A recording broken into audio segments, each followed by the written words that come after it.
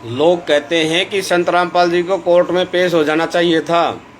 जैसा कि आप सभी जानते हैं कि माननीय सुप्रीम कोर्ट ने संत रामपाल जी को करोथा आश्रम वापस दे दिया था और सारी दुनिया ने लाइव देखा कि कितनी बेदर्दी से वह आश्रम संत रामपाल जी से छीन लिया गया, जबकि 10,000 से ज़्यादा जवान आश्रम की सुरक्षा को मिले थे। क्या किसी संस्थान ने इंसानियत के नाते जरा से भी आवाज़ उठाई कि संत रामपाल जी व उनके शिष्यों के साथ गलत हो रहा है?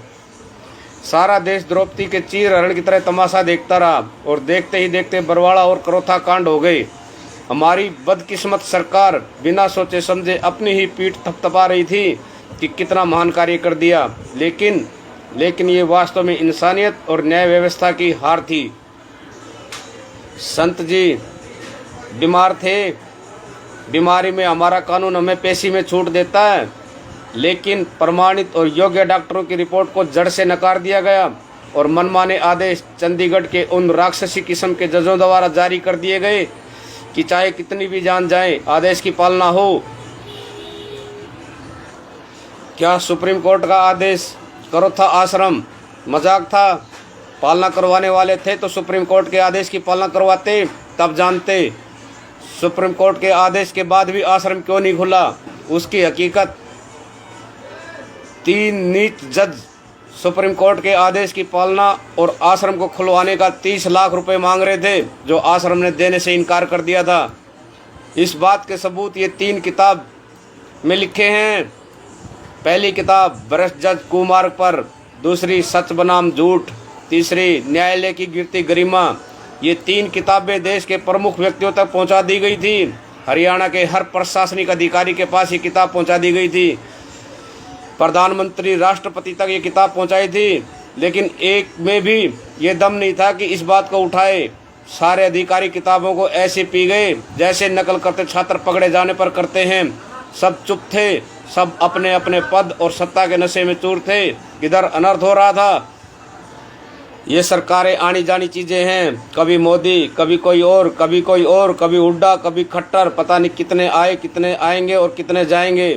सत्ता के नशे का जिसको जितना घमंड हुआ है उसका अंत वैसा ही हुआ है।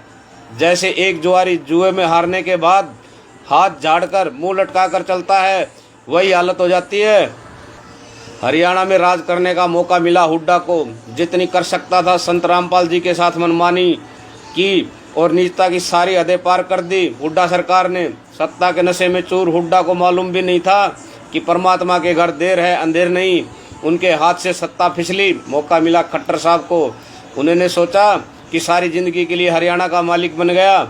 हम सोचते रहे खट्टर साहब नए हैं, मामले की गहराई नहीं जानते, अनजाने में उनसे ये काम बरवाला कांड हो गया। पर ये जनाब तो हुड्डा से भी आगे थे और बिना सोचे समझे संत रामपाल जी को टारगेट बनाकर बरवाला कांड करवा दिया। इस सब का जिम्मेदार सिर्फ और सिर्फ भ्रष्ट और बिकाऊ मीडिया है। मीडिया ने हरियाणा के नागरिकों की नस नस में संत रामपाल जी का दुष्प्रचार और नफरत भर दी। छोटी सी भी बात पर डिबेट करवाने वाली मीडिया ने क्या कभी संत रामपाल जी के ज्ञान पर डिबेट करवाया कि संत रामपाल जी का ज्ञान क्या कह रहा है? मीडिया में घमंड था कि मीडिया जो चाहे कर सकता है। हरामखोर मीडिया कहते हैं कि संत रामपाल जी दूध से नहाते हैं और उसकी खीर बनती है। इन मीडिया वालों को मैं देता हूं कितनी बाल्टी दूध चाहिए, एक भी मीडिया वाला दूध में नहाकर दिखाए। क्या किसी मीडिया वाले के पास सबूत है कि संत रामपाल जी दूध से नहाते थे और उसकी खीर बनती थी? और अगर ऐसा सच है तो हमारी खुशकिस्मती होगी कि हमें ऐसे महान संत के नहाए हुए दूध की खीर खाने को मिली। अरे मीडिया वालों, मूर्खों, संत रामपाल जी का ज्ञान आपकी समझ में नहीं आएगा। संत रामपाल जी ज्ञान की खीर खिलाते हैं और आज तक चैनल वालों से जाकर पूछो, दूध में नहाने के सबूत मांगने पर आज तक चैनल वाले भीगी बिल्ली बन गए थे। नीचता की सारी हदें पार कर मीडिया ने संत रामपाल जी का दुष्प्रचार किया है। संत रामपाल जी महाराज किसी भी राजनीतिक पार्टी का समर्थन नहीं करते। खट्टर साहब मुख्यमंत्री बनने के बाद 3 बार हरियाणा जला। जाट आंदोलन से जब सारा हरियाणा भयभीत था, संत रामपाल जी के समर्थन से वही रैलियां सत्संग में बदल गई। ये बात मीडिया ने भी मानी है। मीडिया को संत जी का धन्यवाद भी नहीं करना आया। संत जी का धन्यवाद भी नहीं कर सकी मीडिया कि संत जी की कृपा से हरियाणा में शांति बनी रही।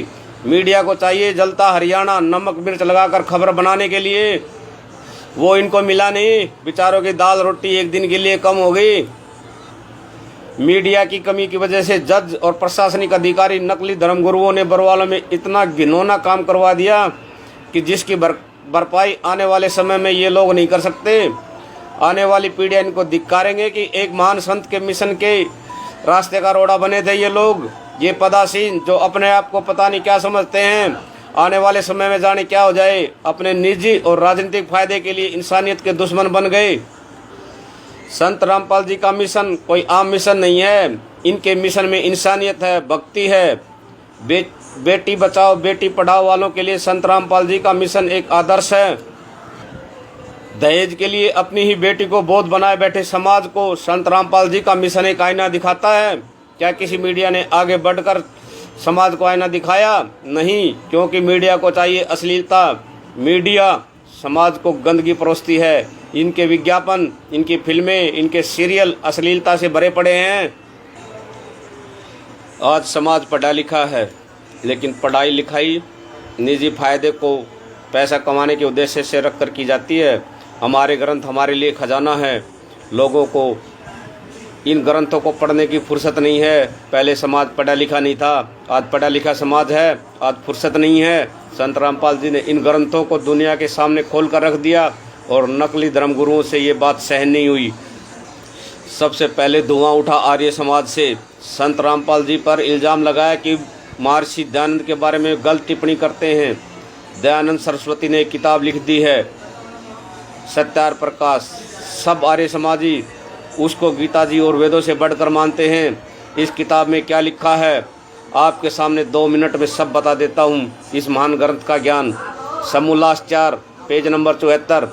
24 साल की लड़की 48 साल का लड़का, शादी की सबसे अच्छी उम्र बताई महर्षि दयानंद ने। 87 नंबर पेज पर माँ अपने नवजात बच्चे को 6 दिन से ज़्यादा दूध ना पिलाए, वरना उस माँ की सुंदरता नष्ट हो जाएगी।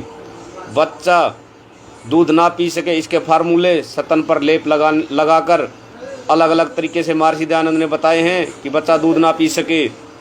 पेज नंबर 104 पर किसी की विधवा बहन बेटी का दोबारा विवाह ना करो, उसका पतिव्रता धर्म नष्ट हो जाएगा। पेज नंबर 109 पर सत्यार प्रकाश में विधवा औरत 11 आदमियों तक नियोग करके बच्चे पैदा कर सकती है। यही 104 नंबर पेज पर पुनर्विवाह से पतिव्रता धर्म नष्ट होना लिखता है। तो क्या 11 आदमियों से नियोग करके बच्चे पैदा करने से क्या पतिव्रता धर्म सुरक्षित रहेगा? कोई पूछना स्वामी दयानंद सरस्वती से। पेज नंबर 111 पर महर्षि दयानंद जी लिखते हैं, किसी का पति दुखदाई हो तो उसे तुरंत छोड़कर किसी अन्य पुरुष से नियोग करके संतान उत्पत्ति कर ले। 217-218 नंबर पेज पर लिखता है कि सूरज पर भी आदमी रहते हैं और वहाँ भी वेदों को पढ़ते हैं। कोई भी आर्य समाज इन बातों को नकार नहीं सकता कि सत्यार प्रकाश में ऐसा नहीं लिखा। सत्यार प्रकाश जाति धर्म में भेदभाव रखने वाली किताब है। इसी किताब में जुल्हाओं को नीच और सिखों को मूर्ख लिखा है। वास्तव में सत्यार प्रकाश एक ऐसी किताब हो गई जैसे किसी शरीफ और इज्जतदार घर में बदनाम लड़की पैदा हो जाए। रही बात धर्मगुरु और धर्म ग्रंथों की, तो हर आदमी इस बात को ध्यान करे कि धर्म ग्रंथ संत रामपाल जी ने नहीं लिखे। उन्होंने तो सिर्फ उनको पढ़ कर बताया है, टीवी पर दिखाया है, अपने पैसों से किसी से कोई चंदा इकट्ठा नहीं किया। आज 14 चैनलों पर संत रामपाल जी का प्रसारण चलता है। धर्म ग्रंथ पढ़ना कोई पाप नहीं है, पढ़े लिखे हैं, हमारा अधिकार है पढ़ने का। छोटी सी बात पर भी डिबेट करवाने वाली मीडिया ने क्या कभी संत रामपाल जी के ज्ञान से डिबेट करवाया लोगों को? अगर संत रामपाल जी गलत कहते तो मीडिया वाले जरूर जहर उगलते मिलते। संत रामपाल जी 100% सही बोलते हैं, एक शब्द में सच्चाई है, इसलिए मीडिया वाले उनकी बात से डिबेट करवाने से कतराते हैं। फिर धुआं उठा पाखंड फैलाने वालों से। Shrimad Devi Bhagavat Puran page number 414 Gita Press Gorakhpur की किताब में लिखा है कि प्राचीन युगों में राक्षस समझे जाने वाले कलयुग में ब्राह्मण माने जाते हैं। अब के ब्राह्मण पाखंड करने में तत्पर रहते हैं, दूसरों को ठगना और झूठ बोलना कलयुगी ब्राह्मणों का स्वाभाविक गुण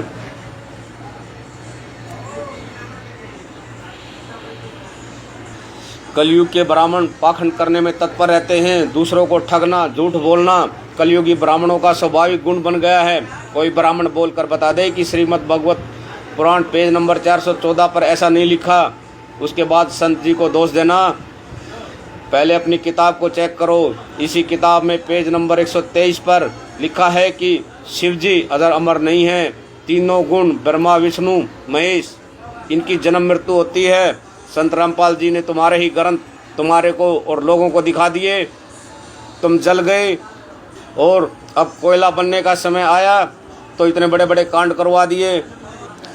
किसी वेद को जानने वाले से पूछे कि ऋग्वेद मंडल नंबर 9 सुक्त चमन मंत्र 3 पर क्या लिखा है। लिखा है परमात्मा सह शरीर चलकर आता है और भक्तों के संकटों का नाश करता है और उसका नाम कबीर है। क्या किसी पंडित जी ने बताया ऐसा कि ऐसा लिखा है ऋग्वेद में?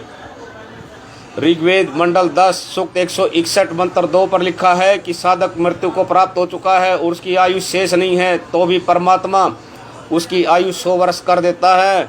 जब हमारे वेद हमारी हर समस्या का समाधान है तो क्यों नहीं हमारे को इन वेदों के ज्ञान से अवगत करवाया इन पंडितों ने? अपने निजी फायदे के लिए हमारे से अनाप शनाप साधनाएं करवा कर बेवकूफ़ बनाते रहे। गीता जी अध्याय 7 श्लोक 12 से 15, 20 से 23 पर लिखा है कि त्रिगुणी माया द्वारा ब्रह्मा विष्णु महेश द्वारा जिनका ज्ञान हरा जा चुका है, राक्षस स्वभाव को धारण किए हुए मनुष्यों में नीच दूषित कर्म करने वाले और मूर्ख कहा है। तीन बार लताड़ा है गीता जी ने कि इन साधनाओं को करना व्यर्थ है, लेकिन हमसे पूजा इन्हीं की करवाई जा रही है। आज समाज जाग चुका है, कब तक छुपाओगे इन बातों को? अब छुपने वाली नहीं है ये बातें। गीता जी अध्याय 9 श्लोक 25 में लिखा है कि भूत पूजने वाले भूत बनेंगे, देवताओं को पूजने वाले देवताओं के लोक को प्राप्त होंगे। हमसे श्राद्ध और पिंड दान करवा कर भूतों और पितरों की पूजा करवाई जाती थी। संत रामपाल जी ने हमसे भूत और पितरों की पूजा छुड़वा दी, तो क्या गलत लिख दिया, क्या गलत करवा दिया? बहुत सारे समाज आज मृत्यु भोज और पिंड दान करने से मना करते हैं। उन्होंने संकल्प लिया है कि ना हम पिंड दान करेंगे, ना कोई पितृ पूजा भूत पूजा करेंगे। गीता जी अध्याय 11 श्लोक 32 में एकदम साफ लिखा है कि मैं बड़ा हुआ काल हूँ, इन लोगों का नाश करने आया हूँ। कोई गीता के ज्ञान को जानने वाला इस बात से इनकार नहीं कर सकता है कि गीता जी में ऐसा नहीं लिखा। गीता जी अध्याय 18 श्लोक 62 में लिखा है कि पूर्ण मुक्ति चाहिए तो पूर्ण संत की शरण में जाओ। आज के समय में वो पूर्ण संत रामपाल जी महाराज के अलावा कोई और नहीं है। ऊंचे पदों पर आसीन, ऊंचे महल कोठियां बनाकर रहने वाले, बताइए आप उन महलों में कितने दिन रहेंगे?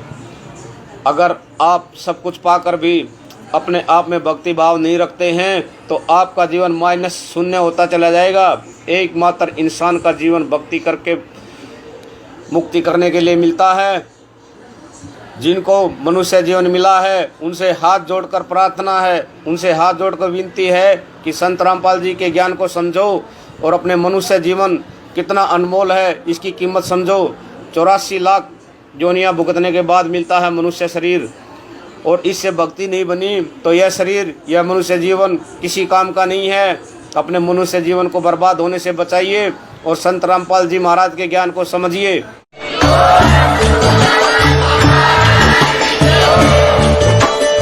Oh